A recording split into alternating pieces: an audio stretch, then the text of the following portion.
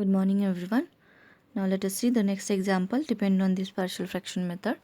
We have already seen the three types of partial fraction, how to do the given function into converted into partial fraction using these three types. Okay, let us see now examples.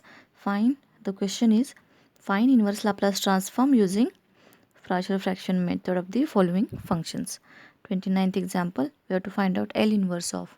What is L inverse? Inverse Laplace transform of this function. If you observe this function, it contains numerator and denominator, where denominator consists of multiplication of brackets. Okay, and this type of example we cannot solve by using earlier any method.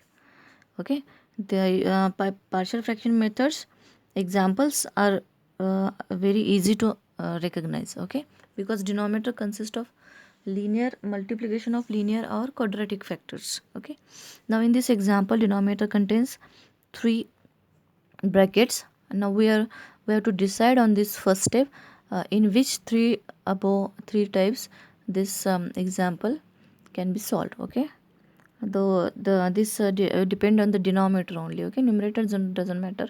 Whatever the numerator it is, it doesn't matter. Numerator denominator contains, focus on the denominator only. Denominator contains three factors, and the three factors, all of the s powers are 1. That means these three are linear factors. That's why it can be solved by type 1 or type 1 method. Okay, what is the type 1 for? It is for linear factors. Everywhere you should have linear factors. Here every factor is a linear factor. That's why we have to assume three constants, capital A, capital B and capital C, for these three brackets. Now let us see, this will be our first step. Consider this example is equal to, we have to write it as addition of factors, where a upon first factor s plus 3 plus b upon second factor s minus 2 plus c upon third factor s plus 4. Okay, call this as equation number 1. Okay, given example is equal to, we have to write it as addition of factors, where how to write it depends on the type, in which type the given example can be written. Okay, now what is the next step? We have to take LCM of all these things. What do you mean by LCM? Just take multiplication of all these three, or just write the denominator of LHS side as it is here. Okay, just don't think about anything, just write as it is. The denominator of LHS side must be equal to denominator of RHS side. Okay, once you write denominator here, LCM, how to calculate the numerator values in terms of two factors? It is very easy. Just you have to take cross multiplication, a into s minus 2 or plus b into. Okay, in terms of three factor, we have to do one thing, that a into, we have to start with a into the factor we have to take, which are where this denominator multiplication is a LCM denominator. We have to just delete this factor from this denominator. If we delete the s plus 3 from denominator, what we get? S minus 2, s plus 4. These two factors only we have to take multiplication with a first in the numerator. That's why a into, just delete this factor here, we get s minus 2 into s plus 4, plus, now this plus as it is, b into which factor we have to multiply? This s minus 2, delete from this LCM, we get s plus 3 into s plus 4, plus c into which factor we have to multiply? Just delete this s plus 4 from the numerator, denominator, we get s plus 3 into s minus 2. Okay, everywhere you have to follow these two steps, where you have to follow LCM rule here. Okay, now if you observe these two sides, here this is one fraction, this is other fraction, and these two fractions are equal, obviously, and denominator are also equal. That means numerator must be equal. Okay, if these two factors are equal and their denominator are also equal, then logically their numerator must be equal.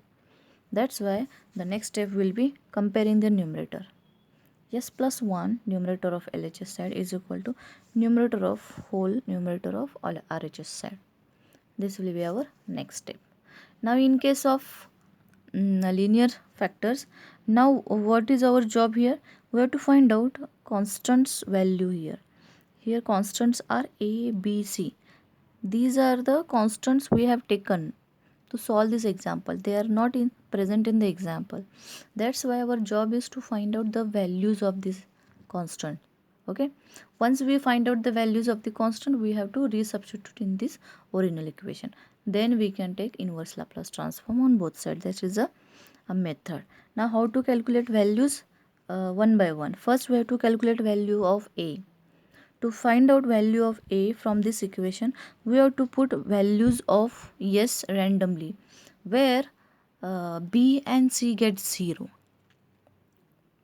Okay, we have to put value of s such that b and c get 0, coefficient gets 0, and a should be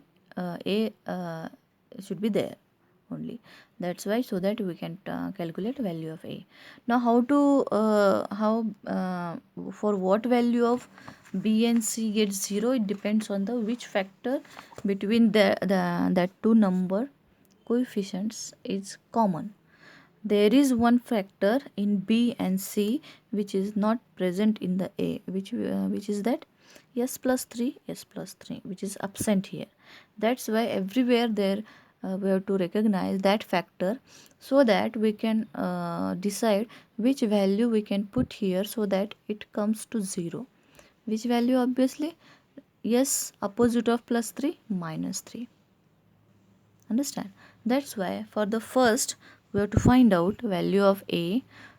That's why we have to put value of s such that b and c become 0. To put s is equal to minus 3 everywhere in the whole equation. Therefore put s is equal to minus 3 above, we get here minus 3 plus 1 minus 2. Minus 2 is equal to a into minus 3 minus 2 minus 5 minus 3 plus 4 plus 1, and these two becomes obviously 0. No need to write here. Okay, from therefore minus 2 is equal to minus 5a.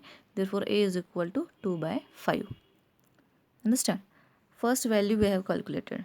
Now in the same way we have to calculate b and c. Now the turn comes to b. How to calculate b? We have to put value of s in this equation, whole equation, such that a and c becomes 0.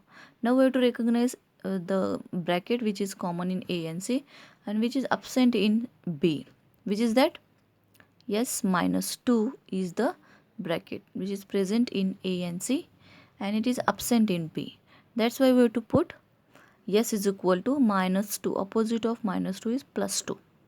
Therefore next step is put s is equal to plus 2 everywhere. We get plus 2 plus 1 plus 3. Here 0, this is 0. No need to write this 0. b into 3 plus 2, 5. And 4 plus 2 is 6. Therefore 3 is equal to 30b. And b is equal to 1 by 3 by 30. That is 1 by 10. You can directly simplify this. Okay. This is a, b. Now we have to calculate remaining constant c. Though, so which bracket which is common to a and b and which is absent in c is s plus 4. That's why in next step we have to put s is equal to minus 4 everywhere, so that we can calculate c.